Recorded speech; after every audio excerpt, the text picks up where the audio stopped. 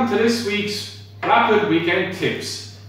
So 3 weeks away from Shetland now, so cyclists haven't been up, but I'm going to start with a bit of news I've probably all heard with Thistlecrack being taken out of the Gold Cup.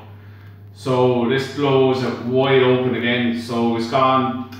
Nature River is now 3-1 favourite with Q Cards 7-2, and then it's Jack Adam 9-2 and Bigger the rest.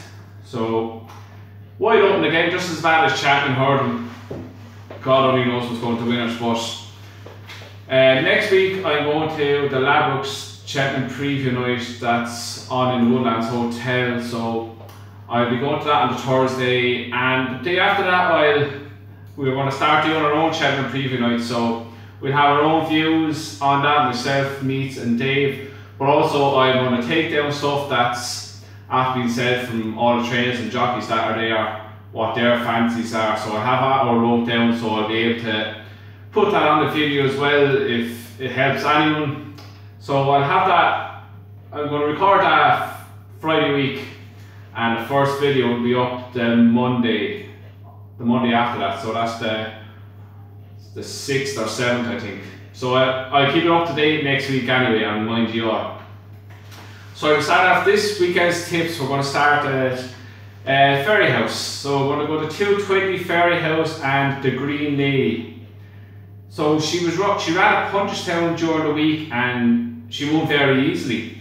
She's under the mandatory penalty of £6, and her last run you can call her the winner. The 4 or 5 furlongs out. She was travelling beautifully, she jumped well, quickened up well, and was eased towards the line.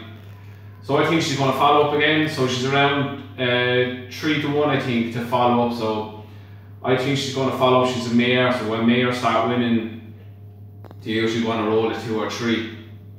So the next one we're going to go Ferryhouse 330 in the Bobby Joe Chase.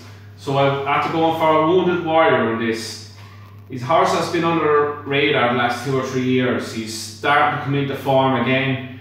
His 6th into Estes was encouraging. So he's about a 4 or 5-1 chance, and I think the application of Blinker is going to help him travel that bit better, and I think he'll have a very good chance of winning this. So the next is Ferryhouse again and the 405, and I've gone for the Cosmo in this. He's an absolute tearaway over hurdles, and his first 2 chase runs were absolutely shocking. But he's had to learn how to settle, and he was a very good second in his last race. I think they'll have to learn how to ride more fences now, and I think he'll take all the beating in this. He's got 2-1 favourite for this, and he's rightly 2-1 favourite to win it. The next I'm going to go for over the Chepstow 340 and Jury Duty.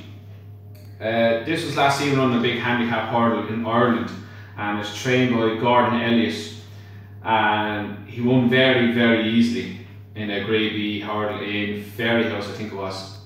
And he's a bit higher on his English rating, but he's carrying top weight.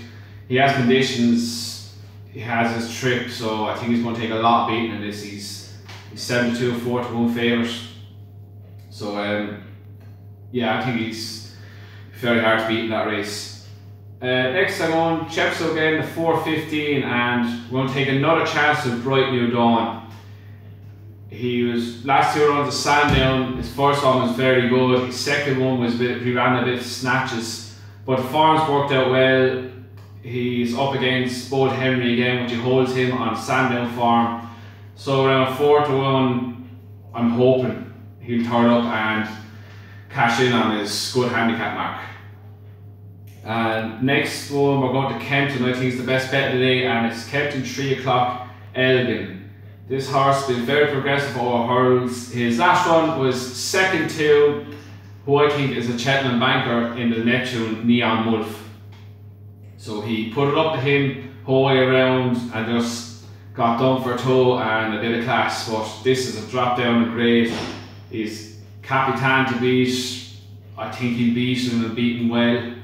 I think he's overhyped that Capitan, but I think he's 4-1. Very fair price for him, and I think he'll take a lot of beating in that race.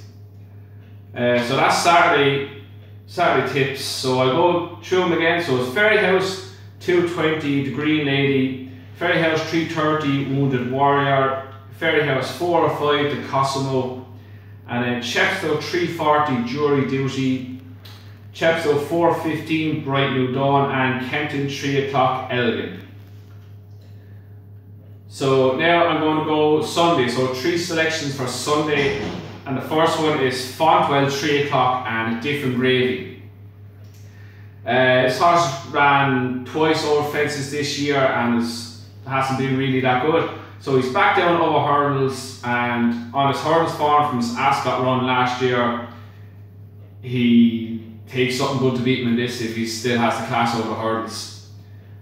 So he's about, I don't know what price he is right now, so I'd say he's around 3 to 1, 7 to 2. If you get bigger than that, I can't see him being out in the frame, so he's a good each way bet to nothing, I think. And next we're going to go to Navan 250. A Dream Is Still Alive. This is Henry de Bromhead's very progressive handicap hurdler. He won at, if you can remember, Toyesti's Day, the second race. He won that very easily by about 8-10 lengths, and he's gone up a little bit in the weight, but I think he's very progressive, and he can deal with the extra few pounds on his back. So he's going to take a lot of beating in that. So next we're going to go 420 Navan and Clarkham. So on last Saturday he ran 2-4 in the Grade 2 Chase, Remmel's Chase up in Gorn. He was beaten 4.5 lengths by Ballycasey, but travelled very well through that race. Looked the winner, jumped the second last, but seemed to tire on the last furlong or so. So he's dropped back to 2 miles, and I think with that, the ground's big plus for him. Drop back in trip should suit him, and he's a horse coming back really into form. So he's about 5 to 2, 3 to 1, and I think he's going to take all the beating in that race. So he's probably the best bet off Sunday. So that's the 3 tips for Sunday. Go through them again. So Fontwell 3 o'clock, Different Gravy, Navan 250, A Dream Is Still Alive, and Navan 420, Clarkham. So we'll try to have a bit of luck with that. Hopefully 3 or 4 will pop up, and don't forget on Monday I'll be back with the weekend review and see how we got on, and then I'll remind you then on Thursday that we're going to the Cheltenham preview night at the Woodlands Hotel, and the Friday I'll start recording our own Cheltenham previews, and I'll have all the information that I've got from that Cheltenham preview from all the jockeys, trainers and pundits, and I'll have that up as well. So again, thanks for watching lads, and like and subscribe.